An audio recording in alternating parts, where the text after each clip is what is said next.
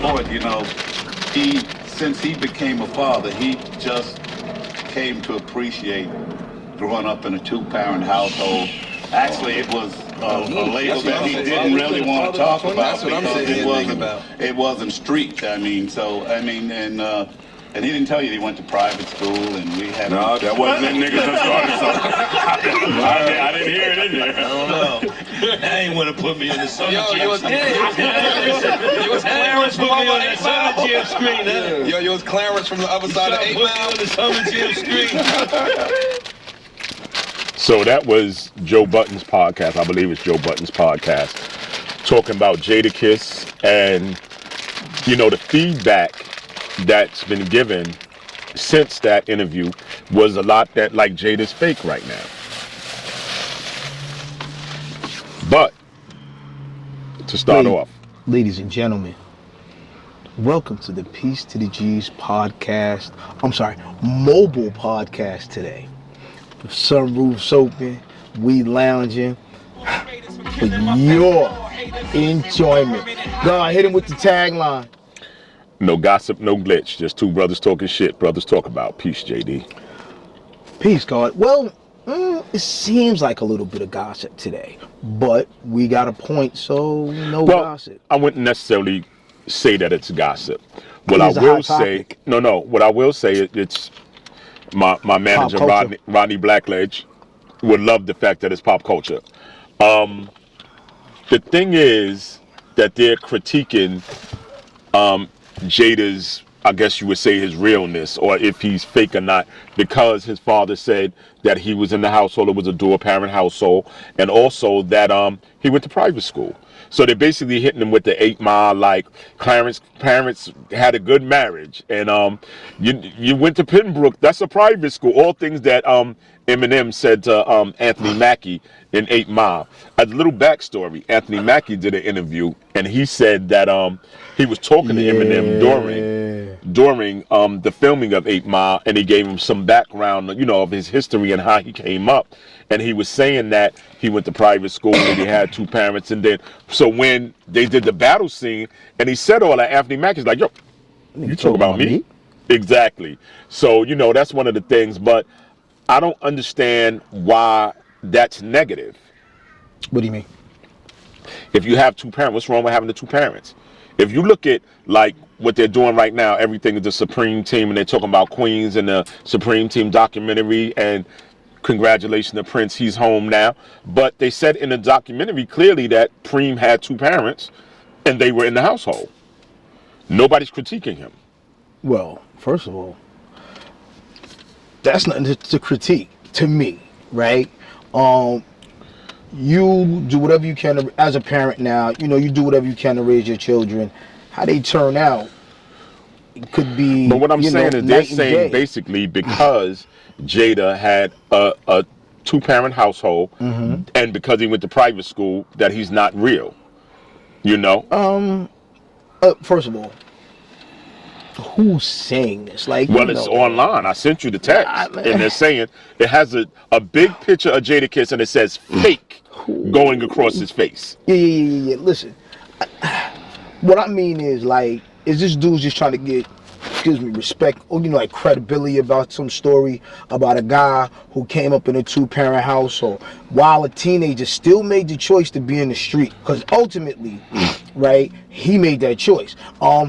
For instance, this is literally an A and B conversation. We had the same parents, absolutely same parents, lived in the same household, shit for fucking ever, right?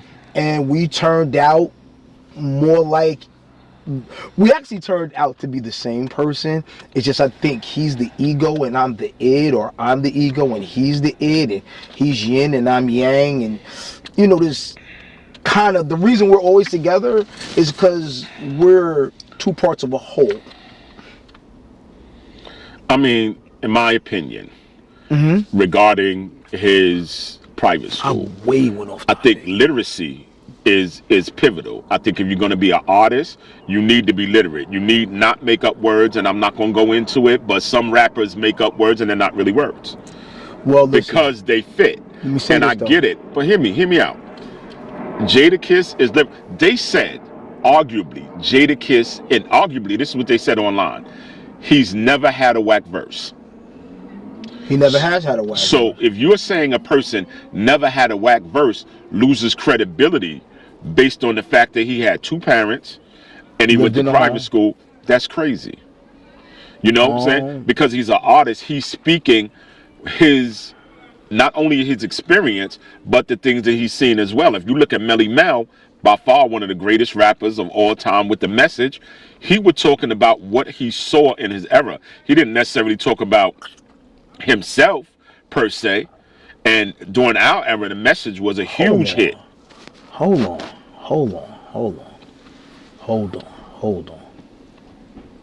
You mean to tell me that all them motherfuckers that did and still back Sean Diddy Combs are saying that that Jadakiss come up in an upper middle class household is not as good as Sean Puffy Combs, whose money came from, you know, whatever his pops was doing, but his mother made sure he had an upper middle class background?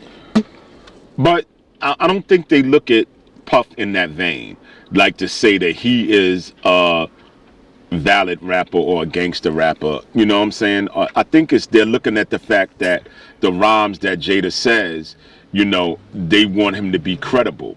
If you look at King Von, who was allegedly the first rap serial killer, you know, he had a two-parent household at one point. His father was killed when he was a kid, Right. you know, and then But see that his career has been based on him talking about violence and these different things. And that's valid. Maybe his actual actions made him valid, but all that means nothing now because he's dead. Well, let me say He's dead. All the people who are around him, T-Roy, all them dudes that was on his team are dead, and the ones who aren't dead are in jail under federal indictment for killing FBG Duck. That's a whole nother story, because them Chicago kids is... But what I'm saying to you is that they are so-called valid and dudes are respecting them online, but they're all gone now. This kid was 25 years old. He's dead. If he was 25. Nah, what I'm saying about this is, people, they're voyeurs. No, what's that thing? They want to live their lives through you. And if it turns out that you were like them the whole time, you gotta be... I get that people want to live vicariously through you. That's what I wanted to say. Absolutely understand that. But at the same time, I'm off my game today. Jadakiss is lyrical. Never had a bad verse. And they argue this online. Never had a bad verse. All right? Take care of his family, do the things that he need to do. I mean, he's valid as a rapper. He's valid as a human being. Okay. You know? I don't understand how his upbringing has anything to do with his artistry. You know? Firstly. Secondly, right? He said, you know, in the interview, as we let the interview go on, he said, well, we still lived in the hood. You know, I get that. Hood is short for neighborhood, so it could mean any community. Firstly. Secondly, that as a parent, you know, I know that you make strides to make sure your family is in a better position or a better place. You know, I think it was a shot when he said when his father sitting there that they lived in the hood. You know, I think his father put them in the best environment that he could afford, and it was a decent environment. If later on the environment got worse, I mean, we were in Fort Greene. We moved from Fort Greene to St. Albans, which was a great community at the time. There was a decline in the community at some point with the crack era and the drugs. Listen, but it's you on understand what I'm saying? up, But they did the best that they could at that time. It was clearly better than the Fort Greene community we were in. We were in Fort Greene Project. It was clearly better than the Fort Greene community we were in. You know? So now we moved from Fort Greene, and, well, crime was lower. Let's say that. Let's say that crime was lower. Because I find that, you know, in the project community, I think that there's much better people, much more wholesome people, much more of a community than it is in more suburban area. Well, you're living on top of yourself. You so know, you need to I think in the your neighbor. suburban area, it's a bit more of a disconnect in those communities than you have in the project Get off community, my lawn, because you can. Miss Mabel was always on the bench and she knew everything. You know what I'm saying? So, you know, we had to, I think, Miss Daisy babysit us all. Like, I met a girl in high school that said, "Oh, I know you," and I moved out of projects when we was 3. Like, This she nigga. had to be at Miss Daisy. You know what I'm saying? Because she babysit the whole community. But, or not to get off the subject, I mean, with Jadakiss, I think Jadakiss is a valid rapper. I think he's valid as a human being. I don't think he should be critiqued based on his upbringing. I really don't give a shit. Haters going, yo, I mean this from my fucking soul. You niggas gonna get enough. I just hate me. Listen, hate me, nigga. I need more viewers. What that nigga, what's the name said? If you ain't got no haters, you ain't doing it right. Hate me, nigga, but watch the show. This shit is bullshit. Nigga came from a 2-parent household. Oh my God. What, did he live your fucking dream and you mad about it? Cut it out. I mean, my God. This is ridiculous. I mean, this is what's all over the internet. Are we sitting like the exact same way? Maybe I'm living vicariously through you. Well, you are my doppelganger. Listen, so, Go ahead, man. you know, that it's been all over the internet. Also, what's been all over the internet is Deion Sanders' son being picked. I think it was 144th. He was picked in the 5th round. That was some bullshit. So he got picked late in the rounds, and the whole 5th world round is is the last day. The whole world is in an uproar about him being picked up. Now, in my experience, quarterbacks, I mean, you have to be maybe a Michael Vick or somebody to go early. Quarterbacks generally go late. Tom Brady is supposed to be the best quarterback. No. Tom Brady is allegedly the best quarterback in the history of football. He got picked 199th. He was a 3rd round pick. They didn't expect him to do well. Tom Brady got fucking lucky, and the scheme that they used was uber successful. Tom Brady wasn't lucky. He was the 3rd string quarterback. He got picked like 199th in the draft. And that was very much further than Shador got picked up. But the thing was, he was the 3rd string quarterback. His primary quarterback on that team was the highest paid player in football at that time. Drew Bledsoe was the highest paid player in football at that time. Successful. And he was successful. He got him injured. to that first Super Bowl. He got injured. We don't The even know second string. We don't even know QB2's name. Listen, I don't know his name, but he got injured as well. Nobody knows his right? fucking name. Tom Brady came in, took them to the Super Bowl. Well, one. And has been successful since. Let me say this. And I understand what you're saying, and there's arguments in that. There have been controversies around that. The Deflategate, the stealing teams' playbooks, bullshit. The fact that they ran the same scheme that he was successful with was the same scheme that Bill Belichick put in because he didn't trust QB3. QB2. 3.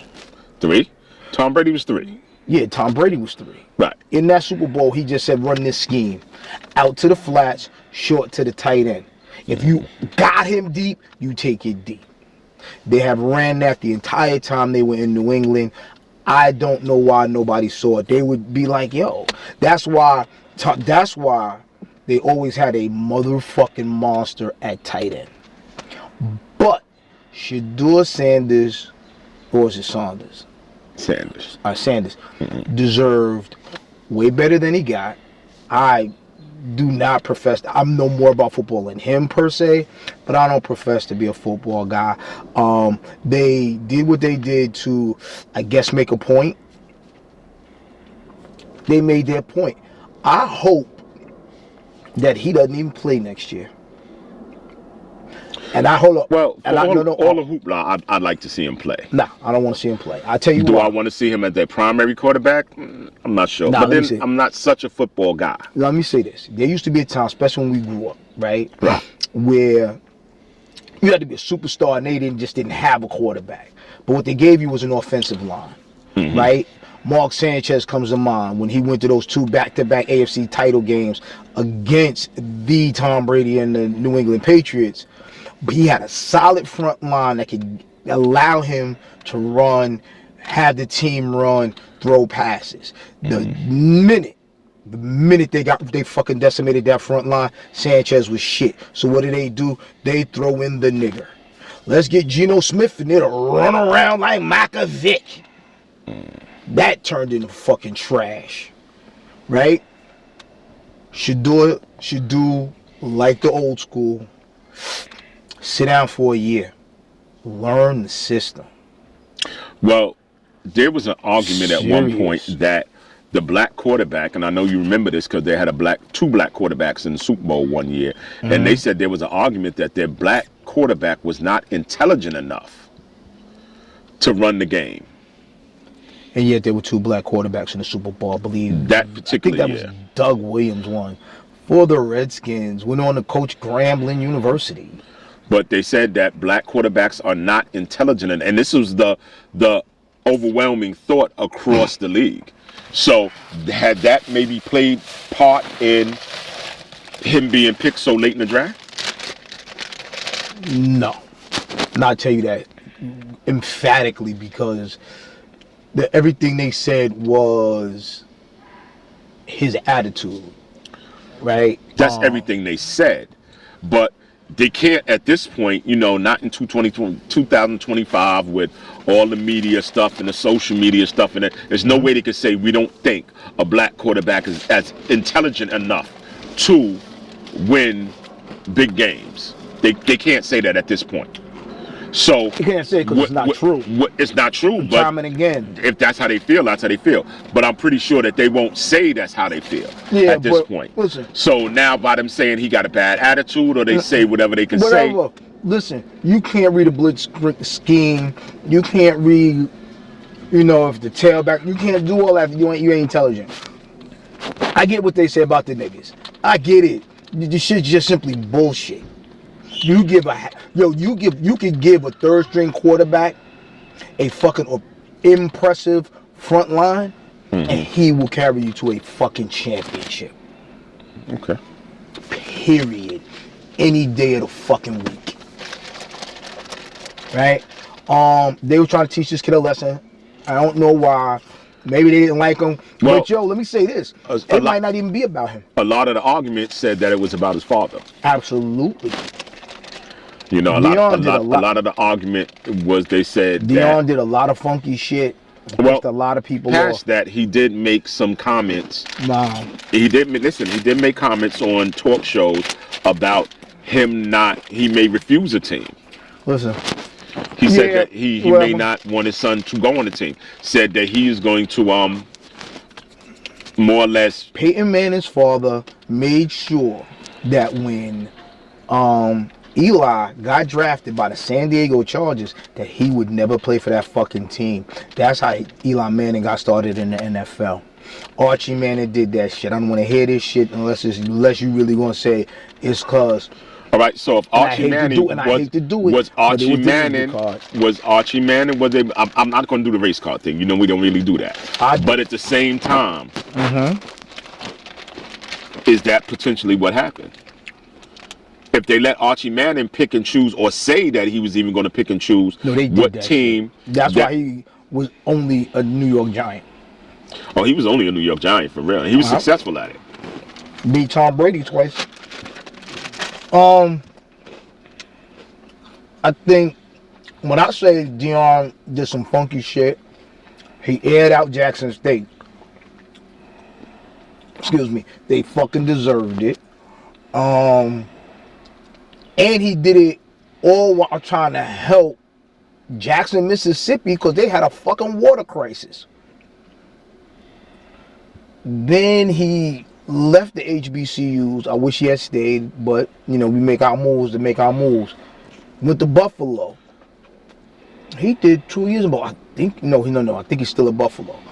And they was like, yo, y'all gonna suck and your kids can't play. In the first year, they sucked. The next year, they didn't fucking suck. And I think a lot of people in the NFL don't like Deion Sanders. I think they don't like prime time. That's a very valid point.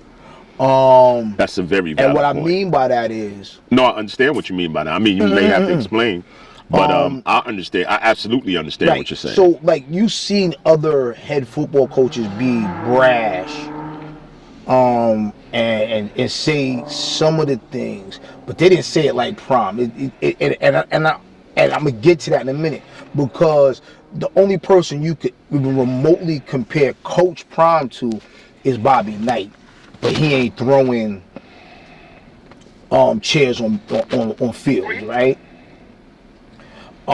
He was saying it like it was, how it was, and people will hear that if you don't got style. If, you know, Urban Meyer said it, it will be received a certain way because Urban Meyer just don't got that style. Is it because he's black? Maybe. But he ain't got that swagger. I think they want to knock down. Right? They want no Shador Sanders, not a QB. They want a ton of Patrick Mahomes, even better, Russell Wilson. And I'm not knocking Russell Wilson at all. I love Russell Wilson. So, understand me. This is the prime time they don't want, right? Yeah, but Shador was going to be that, and I don't think they wanted that either.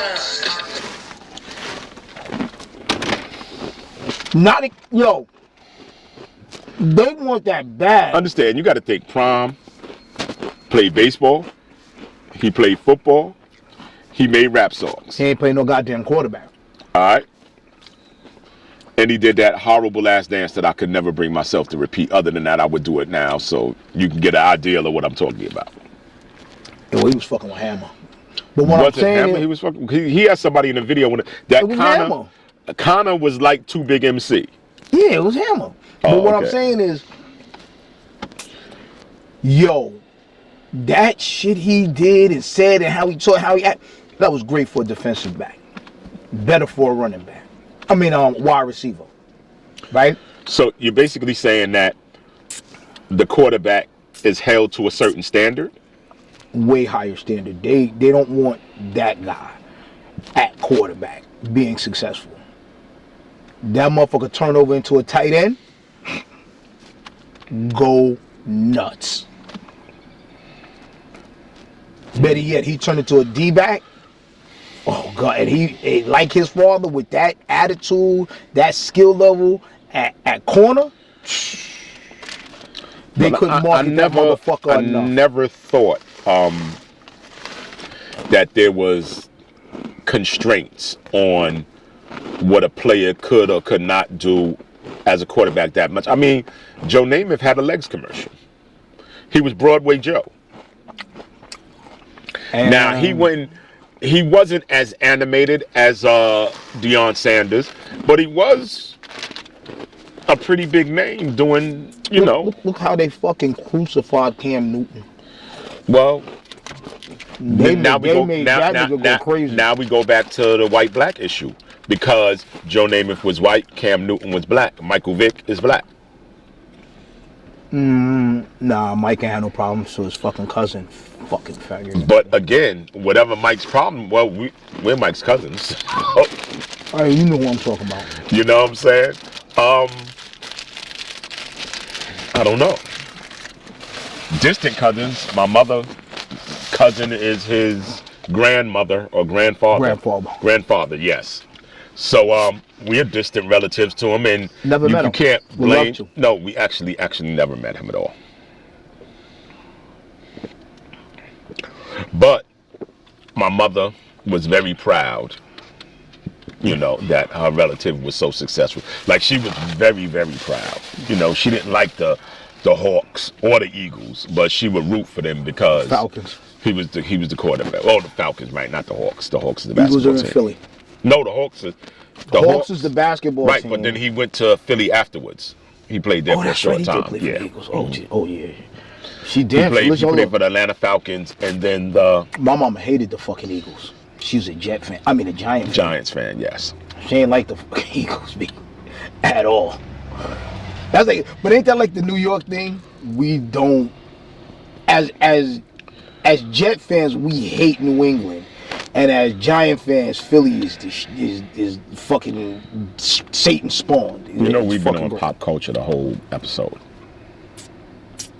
But I think we've had deeper context. But I do want to end on with Jadakiss. I think Jadakiss is an amazing rapper. I don't think that he need any validity at this point. He's been rhyming for what, 30 years now. I don't think that he needs any, validity. What? It's been 30 years more. Oh fuck! Absolutely. I don't think that. How old am I? I don't think he needed to answer any of those questions, actually. I think he should have just been like, yo, it's just what it is, and stood on, he should have stood on business like the young people say. 10 toes down. So that for me, because when you have the King Vons and other rappers that, are basically have been killed based on their street activity, I mean, But you could say that they're valid, but they're dead. So how good is that now? How valid is that now? Yeah, but see, we're older now. We are older, it's a and I thing can like- appreciate it. But I'm not sure. You got to think when Biggie and Pac died, we were still not young, but we were Late able 20s, to early appreciate it. 30s? We were able to appreciate that they were killed, and consider what behaviors led to them being killed. I'm not going to go out and tell somebody, rap about killing people and doing this if there's a chance that you will be killed. Let me say this, though. You know what I'm saying? Because it kills me with the 50 Cent beef and Ja Rule and all these people and everybody beefing. If I was a millionaire, I would have no beef with anyone. It depends on who you are. If I was a millionaire, I would not have any beef. If you're a millionaire and I'm a millionaire, we have no reason to beef. We both rich. If the ideal of what started the beef was poor and poverty. You know what I'm saying? If us being poor is what started the beef, because us being from the hood, us being from the block, and these different things started the beef, once we're all rich, there's no more reason to beef. In my opinion. And it's a valid opinion. I'm just saying there are egos involved here. It doesn't matter how much money you got. If you hate a nigga in your fucking soul. But what they're hating each other for is nonsense. They're not hating each other for any real reason. Be that as, there's no reason to hate somebody in your soul. So to me, and this is just weird, I'm fighting to be a Christian, but all this Zen shit keeps coming out of me. There's no reason to hate anybody, really. I mean, there's niggas I really want, I don't even want them niggas dead no more. I just don't fucking care. Like, I want to live my life on a fucking yoga mat, face up in the sun, drinking everything, smoking really good cigars. That does not equate with expensive, by the way. We are going to have one outside where we talk about a little bit about cigars and my history with them.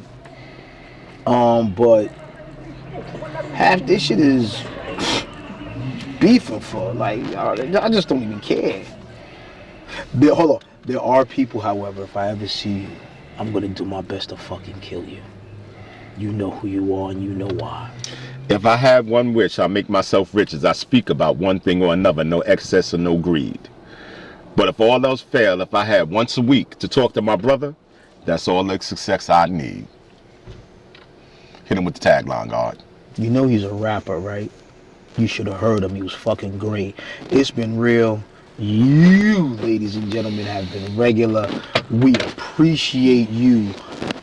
Like, every one of the 74 subscribers who have stuck with us, we appreciate you. Because we've been fucking it up. But I did get sick. We're back. we're figuring this shit out.